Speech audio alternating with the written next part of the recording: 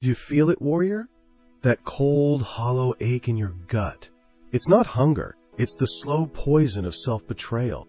It's the ghost of the person you promised yourself you'd become, haunting you every time you look in the mirror.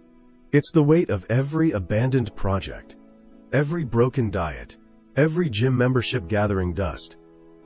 You start with fire in your heart, ready to conquer the world, but the moment the first real gust of wind blows, that fire sputters into a pathetic wisp of smoke. You are left shivering in the dark, once again defeated by the weakest opponent you will ever face, your own undisciplined mind. This isn't just a bad habit, it's a disease of the soul, and it is eating you alive from the inside out. You live on a battlefield, disguised as modern life. Every notification, every social media feed, every headline is an incoming projectile designed to shatter your focus and feed your inadequacy. The arena is your career, your relationships, your own mind. You wake up, determined that today will be different. Today, you will eat clean. Today, you will finish that task. Today, you will not react with anger. But then, the chaos strikes. A critical email from your boss. An unexpected bill. The siren call of cheap dopamine from your phone. And just like that, you break. The resolve collapses and the old weak patterns take over. You retreat into comfort, numbing the sting of failure with distraction, only to wake up tomorrow with the same ache, now heavier than before. Listen closely. Can you hear it? That familiar corrosive whisper in the back of your skull. It's the voice of your inner saboteur, the tyrant that has ruled your mind for years. It speaks with your own voice, but it is your mortal enemy. It says, asterisk. This is too hard. You're not cut out for this. See? You failed again. You always fail. Just give up. You deserve a break. Start again tomorrow. That last lie is the most venomous of all. Because tomorrow becomes next week, then next month, then a lifetime of tomorrows that never arrive. This voice isn't offering you comfort. It's building your prison, bar by rusted bar, with every excuse you accept as truth. What if I told you there is an ancient arsenal, a forge for the human spirit, built specifically to silence that voice forever? What if I told you there is a code, not of gentle reflection, but of brutal battlefield-tested principles, designed to transform a mind of glass into a fortress of granite? This isn't another hollow dose of motivation that evaporates at the first sign of pressure. This is Stoicism. And it is not a philosophy to be discussed over coffee. It is a weapon to be wielded in the trenches of your daily life. It is the operating system for warriors, designed 2,000 years ago for the sole purpose of making men and women unbreakable. The time for talk is over. The time for excuses is dead. In the minutes that follow, I will not comfort you. I will arm you. We are going to dissect your weakness, expose the lies that fuel it, and systematically replace them with 10 brutal Stoic laws. These are not suggestions. They are commands. Each one is a hammer blow, designed to shatter your illusions and forge your will into tempered steel. This is your chance to stop being a passenger in your own life and become the commander of your soul. The battle for your future begins now. But a warrior does not enter the arena half-committed. Before we lift the first weapon, you must prove your discipline, right now.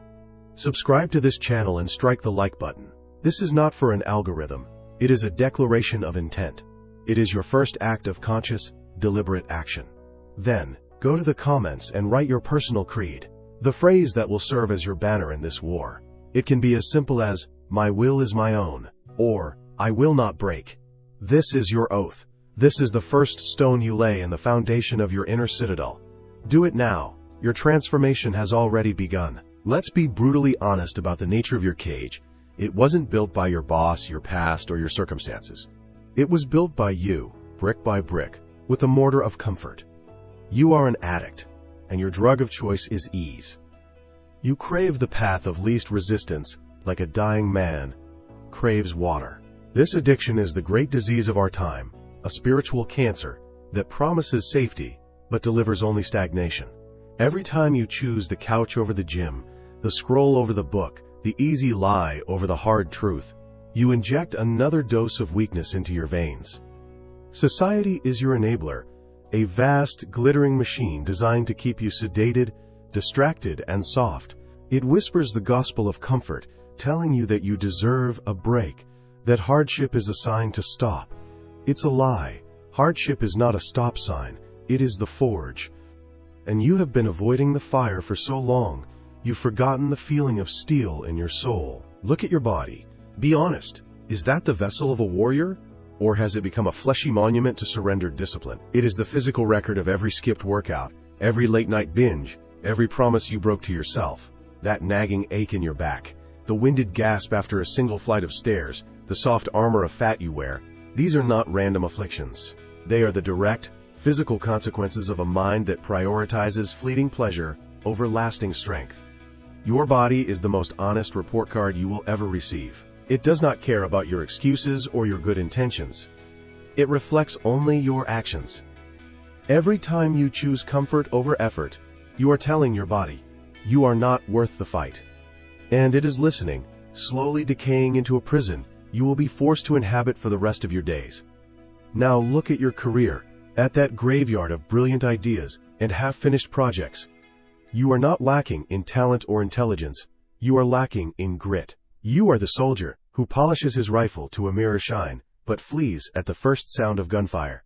You see a difficult project, a necessary confrontation, a chance to truly test your limits, and you recoil. The voice of the saboteur screams, asterisk. What if you fail? What if they laugh? It's safer to do nothing. So you procrastinate.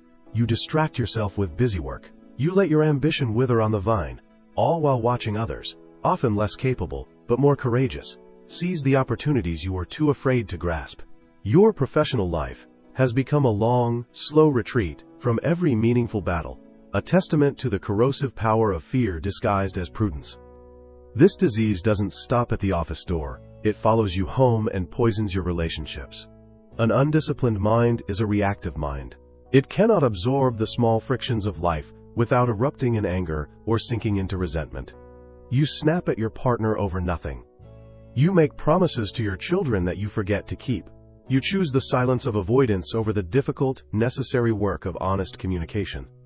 You have become unreliable, not out of malice but out of weakness. The people you love can no longer count on your word, because they know your resolve is as fragile as glass. They see the warrior you could be, and it breaks their hearts to watch you choose the path of the coward, day after day. Your weakness is not a private burden. It is a poison that seeps into the lives of everyone you touch. Let's cut to the bone. This isn't about laziness. Calling it laziness is a comforting lie, a way to downplay the severity of the diagnosis. The real sickness is a profound, deep-seated allergy to discomfort. You have been trained by a world of instant gratification to believe that any feeling of strain, boredom, or difficulty is a signal that something is wrong. It is the core delusion of the modern mind. You flee from the burn of a workout, the mental friction of deep work, the awkwardness of a tough conversation.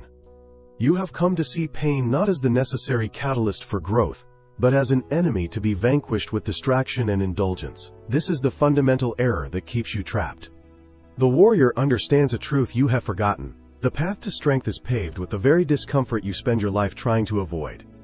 You have tried to fix this, haven't you? You've binged the motivational videos, you've downloaded the productivity apps. You've chanted the positive affirmations in the mirror. And where has it gotten you? You get a temporary high, a fleeting jolt of, I can do this, that evaporates the moment the first real obstacle appears. These are the sugar pills of the self-help industry, designed to give you the asterisk feeling of progress without the asterisk work of it. They are bandages on a mortal wound. They fail because they do not address the root cause, your broken relationship with hardship. True strength isn't built with hacks or mantras.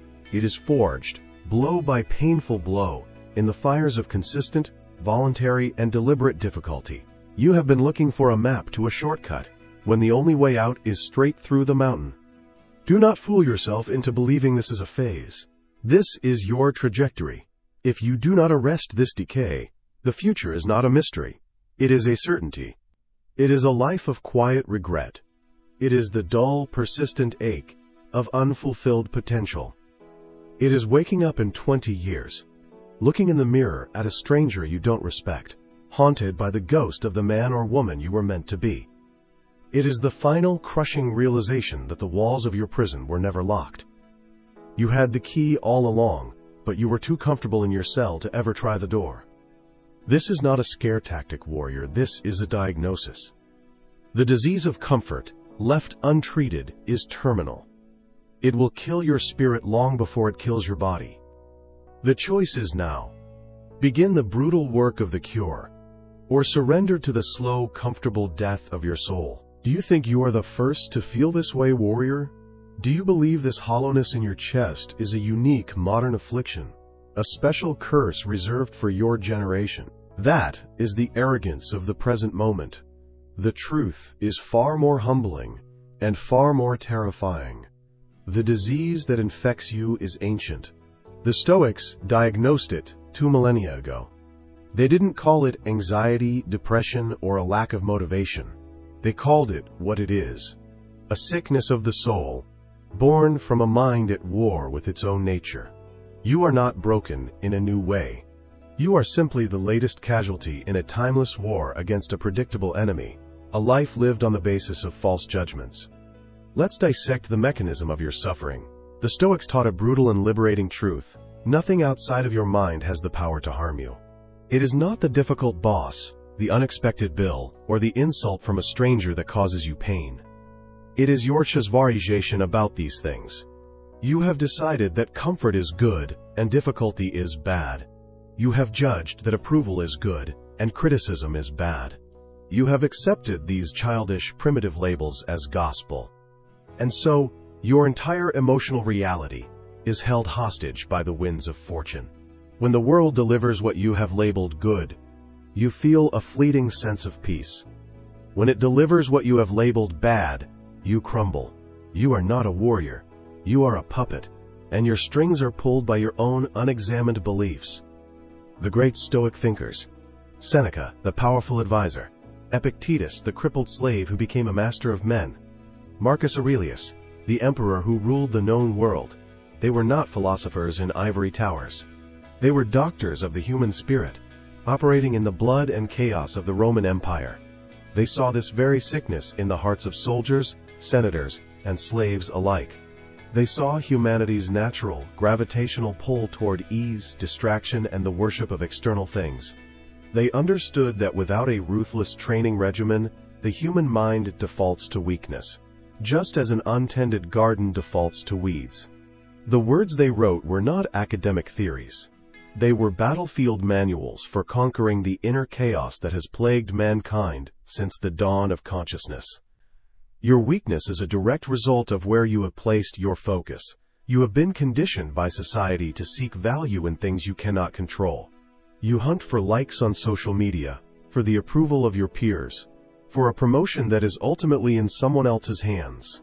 You tie your sense of self-worth to your job title, your bank account, and the opinions of people who would not spare a thought for you on their deathbed. The Stoics called this madness. It is the act of building your house on the sand of another's whim. Every time you are rocked by a negative comment, or a perceived slight, or a goal that doesn't materialize, you are feeling the inevitable collapse of a structure built on a faulty foundation. You feel weak because you have given away your power. You have made yourself a beggar for scraps of validation from a world that owes you nothing. This modern world, with its endless stream of instant gratification, has performed a systematic amputation of your will. Your will, what the Stoics called the prohairesis, your faculty of choice, is a muscle. It grows stronger only when subjected to resistance. Yet you have spent your life in a frictionless environment, a padded room designed to eliminate all struggle. Food is delivered with a tap. Entertainment is summoned with a click. Every flicker of boredom or discomfort is immediately soothed by a dose of cheap dopamine from your phone. You have not exercised the muscle of your will in years, perhaps ever. It has atrophied. It has become a flaccid, useless thing. And now, when you needed to push through a hard workout, to resist a craving or to focus on a difficult task, it fails you. It cannot bear the weight. because you have never trained it to. Think of your mind as a city. A warrior's mind is a fortress, an inner citadel with high walls, watchful sentries, and a well-stocked armory. It is prepared for siege. Your mind, warrior, is not a fortress. It is an open market square with no walls and no guards. Every passing opinion, every fleeting fear, every distracting notification is allowed to wander in, set up camp, and wreak havoc. You have no gatekeeper, no process for examining the thoughts that seek entry. You believe every fearful story your mind tells you. You obey every impulsive command for comfort. This is the source of your internal chaos. You feel weak because you are undefended. Your soul is open to invasion, and it is being plundered daily by forces you refuse to confront. But listen closely, because this is the turning point. This diagnosis is not a death sentence. It is a battle plan. Knowing the precise nature of your enemy is the first and most critical step to its annihilation. The Stoics did not simply identify the disease. They forged the cure. The principles they developed are not gentle suggestions. They are the hammers, the tongs, and the anvil required to reforge a soft mind into hardened steel. The pain you feel now is the pain of ignorance. It is the suffering of a soldier sent into battle without a weapon, without armor, and without training. That ends today. We have diagnosed the sickness. Now, we begin the brutal, systematic process of engineering the cure. We will turn your open market square into an impenetrable citadel. The time for diagnosis is over. Now, we forge the first weapon. This is not a suggestion. It is a command etched in the bedrock of reality, a law as unforgiving and as reliable as gravity. If you seek to become unbreakable, you will obey it without question. The first brutal law: you will meet the dawn prepared for battle. You will no longer stumble into your day like a drunkard into a brawl, hoping for the best, armed with nothing but fragile optimism. That is the strategy of a child. It is the prayer of the sheep, hoping the wolf will not be hungry. From this moment forward, you will greet each morning, not as a hopeful victim, but as a sentinel assuming their post, having already surveyed the battlefield and anticipated the enemy's every move. Your weakness thrives on surprise. We are about to make surprise impossible. Let's dissect the anatomy of every collapse you have ever experienced. The diet breaks the moment an unexpected craving hits with overwhelming force. The project is abandoned when a problem you didn't foresee brings your progress to a grinding halt. Your temper shatters when someone's criticism catches you off guard. Notice the pattern? The blow that breaks you is never the one you see coming. It is the ambush that sends your undisciplined mind into a state of panic and retreat. You have been living your entire life on the defensive, reacting to chaos instead of commanding your response to it. You treat each day as a peaceful stroll that is tragically interrupted by conflict. The first law annihilates this delusion. It forces you to accept the truth. The day is not a stroll, it is a siege, and you will either prepare for it or you will be overrun. The weak, comfortable mind hears this and recoils.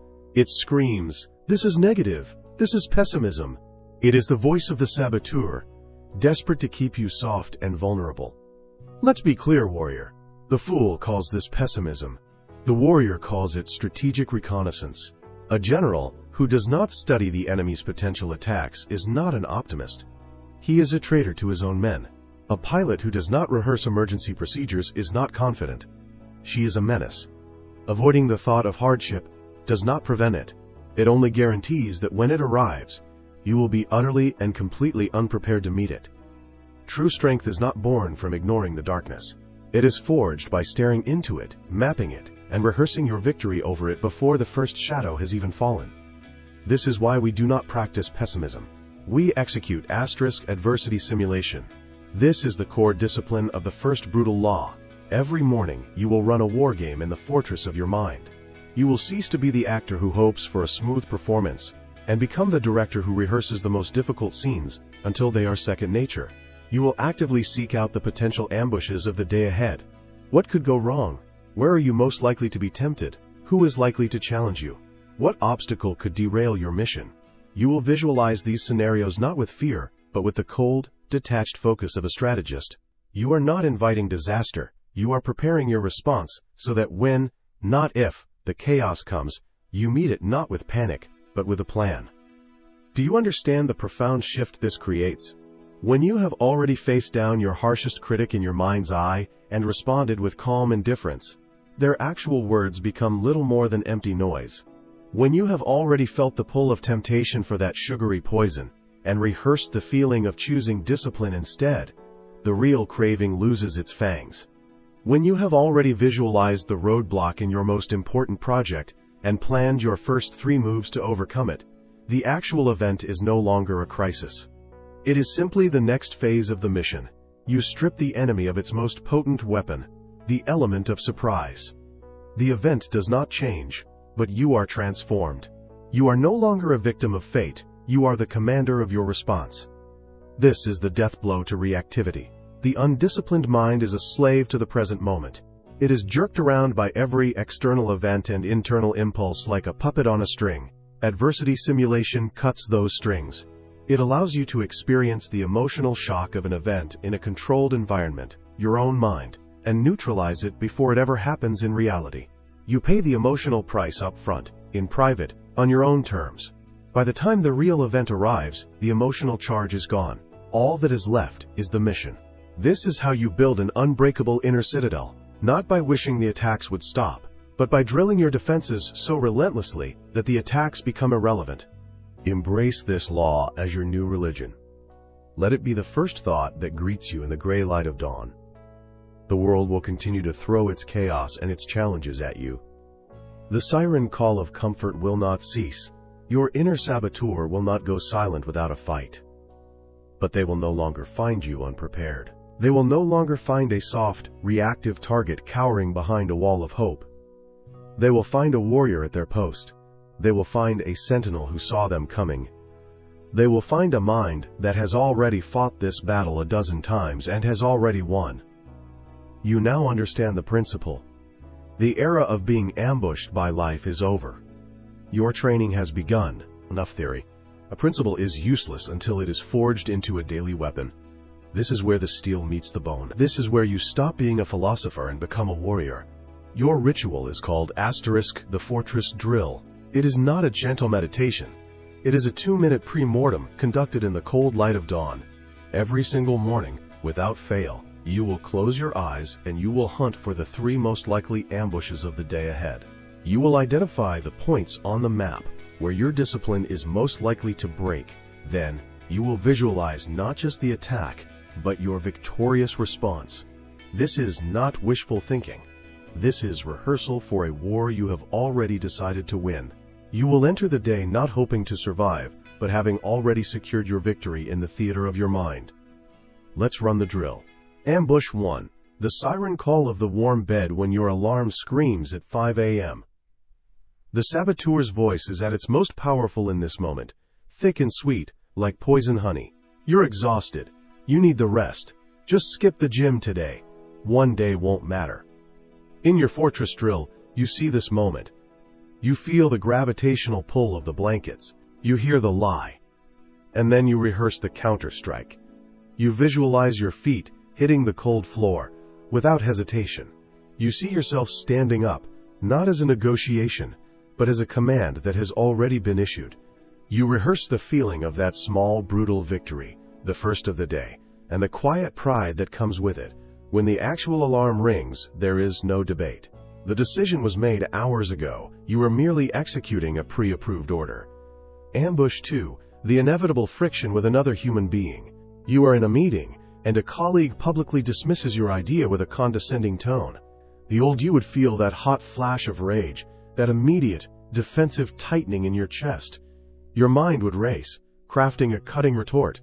You would be emotionally hijacked for the rest of the day. But you ran the drill, you anticipated this, you visualized this exact person challenging you. You rehearsed your response. A slow breath, a calm nod. You practiced separating the information from the insult. You rehearsed the words, spoken with unshakable calm. I understand your concern. Let's look at the data. When the moment actually happens, the sting is still there, but it has no power. It's a spark on a stone wall. You are not reacting. You are acting, following the script you wrote for the warrior you are determined to become. Ambush 3. The attack from within. It's mid-afternoon. Your energy is low. Your resolve is starting to fray. You are working on your most important, most difficult task, and the urge to escape hits you like a physical wave. The desire to open a new tab, to check your phone, to do anything other than this hard thing, feels overwhelming. The saboteur whispers, "You've worked hard. You deserve a little break. Just 5 minutes of scrolling." In your fortress drill, you saw this coming. You felt this exact urge, and you rehearsed the disciplined response. You set a timer for 25 minutes and command yourself to focus for that block, and only that block. You visualize the profound satisfaction of hearing that timer go off, knowing you bent your lazy impulses to your will. The real temptation, when it arrives, is no longer a monster. It is a predictable, manageable dog on a leash you hold. And then it happens. The day unfolds, and one of your simulated ambushes becomes reality. Your boss sends that critical email. The craving for junk food hits at precisely 3:07 p.m. The urge to procrastinate descends like a fog. But this time, something is radically different. There is no panic. There is no emotional collapse. Instead, there is a flicker of cold, quiet recognition. A feeling that says, "Ah, there you are. I've been expecting you." The chaos loses its power because it is no longer a surprise. You have already faced this enemy. You have already defeated it.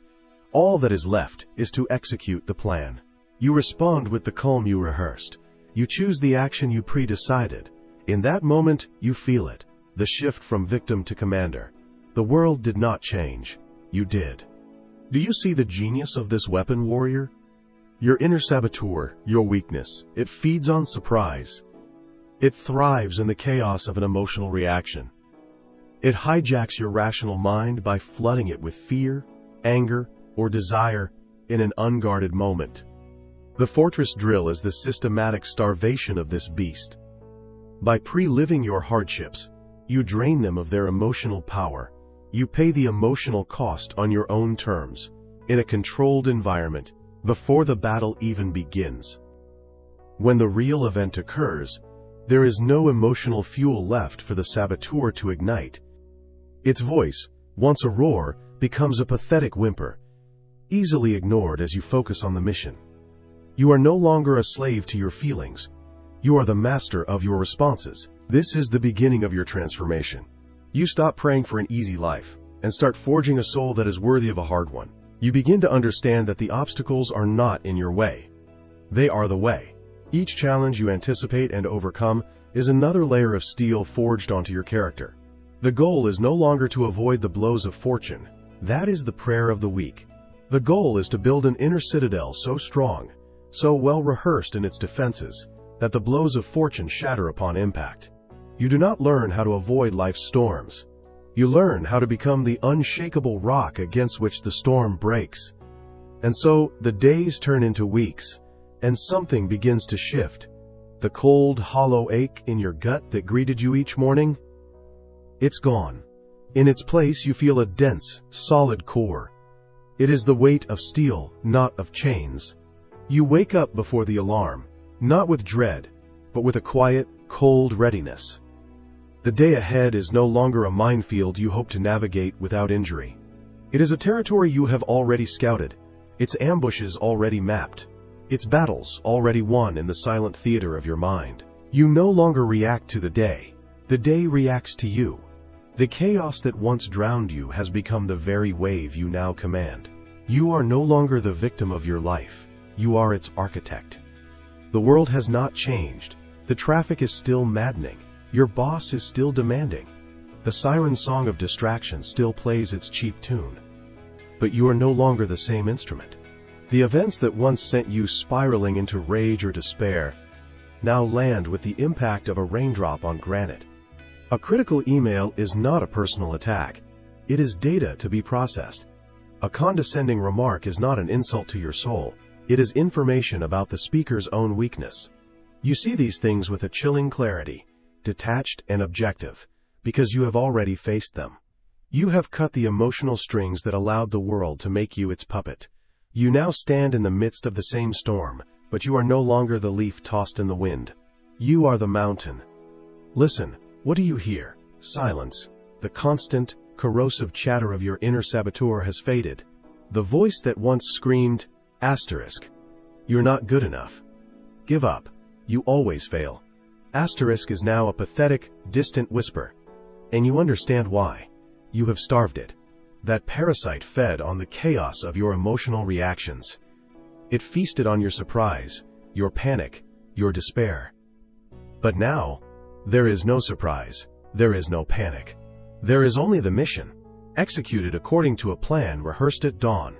You can now observe that voice when it tries to speak, not as an order to be obeyed, but as the meaningless death rattle of an enemy you have already conquered. Your entire relationship with hardship has been reforged. You no longer see discomfort as an enemy to be avoided. You now recognize it as the sound of the forge. The burn in your muscles during the final representative is no longer a signal to quit. It is the feeling of weakness being burned away. The mental friction of focusing on a difficult task is no longer a sign of failure. It is the sensation of your mind growing sharper, stronger. You have begun to lean into the very things you once fled from, not because you are a masochist, but because you are a warrior, and you understand that the path to strength is paved with the stones of voluntary suffering. You have stopped seeking comfort, because you now crave something infinitely more valuable: capability. This internal transformation inevitably bleeds into the external world. People begin to look at you differently. Your colleagues no longer see a volatile, reactive person, but a calm, unshakable presence. Your family and friends no longer see a person of fragile resolutions and broken promises, but a bastion of reliability. They begin to count on you, not because you asked them to, but because your actions have proven you are worthy of their trust. You have become the anchor in storms that are not your own. This is not the goal. Their approval is meaningless, but it is the undeniable, external echo of the iron will you have forged in the silence of your own soul. And in the quiet moments, when no one is watching, you feel the true reward. It is not fame, it is not wealth. It is the profound, unshakable weight of self-respect. It is earned every time the alarm rings, and you rise without hesitation. It is earned every time you choose the broccoli over the poison. It is earned every time you face the difficult conversation, instead of retreating into silence. You are accumulating a mountain of evidence that you are who you say you are. You are keeping the promises you make to yourself. You are no longer a stranger living in your own skin, but a commander in full control of your vessel. This is the bedrock of your inner citadel, a foundation that no external opinion can ever shake. This is who you are now. The weak, undisciplined person you once were is a ghost, a memory of a former life. You did not find a secret hack or a gentle path to a better life. You walked into the fire and allowed it to burn away everything that was not essential. You picked up the hammer and began the brutal daily work of forging a new soul from the ruins of the old one. The fight is not over. It is never over.